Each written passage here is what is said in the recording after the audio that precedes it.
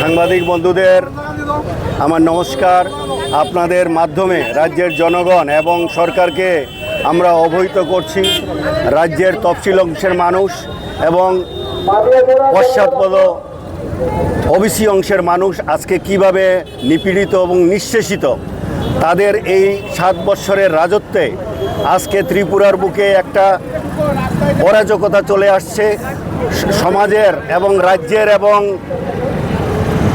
ভারত সরকারের যে সুযোগ সুবিধাগুলি আছে তফসিল জাতি এবং তফসিল উপজাতিদের, সেই তফসিল উপজাতি এবং তফসিল আপনার পশ্চাৎপদ জাতি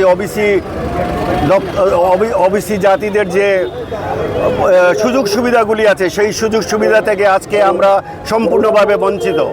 এরা 7 বৎসর হয়ে গেছে ক্ষমতায় এসেছে, কিন্তু দেখা গেছে ওবিসি সম্প্রদায়ের মানুষ, তফসিল সম্প্রদায়ের মানুষ, এসটি সম্প্রদায়ের মানুষ আজকে যে সুযোগ সুবিধা, যে ছাত্ররা স্টাইপেন্ড পাওয়ার কথা তারা সময় মতো স্টাইপেন্ড পাচ্ছে না। ওনারা বলেছিল রেগার মজুরি 500 টাকা, রেগার মজুরি 340 টাকা করবে, সেই রেগার মজুরি ওরা 340 টাকা করেনি। 200 দিনের কাজের সুযোগ সুবিধা দেবে, সেটাও করেনি। তারপরে অনিয়মিত কর্মচারীদের নিয়মিত করবে, সেটাও করেনি। 10,323কে পুনর্বহাল করবে, সেটাও করেনি।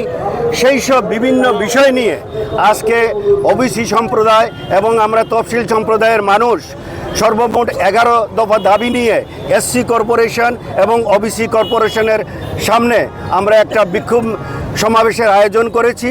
সেই বিক্ষোভ সমাবেশ আমাদের এখান থেকেই এখন শুরু হচ্ছে। আগামী দিন আমাদের এই যে দাবি দেওয়া, সেই দাবি দেওয়াগুলি যদি ওনারা না মানেন তাহলে বৃহত্তর আন্দোলনে আমরা আগামী দিন যেতে বাধ্য হব।